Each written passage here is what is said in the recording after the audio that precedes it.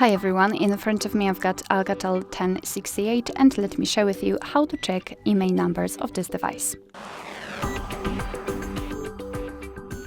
So the first way is with the usage of the secret code. We have to enter a code on the keypad. It is *##06#.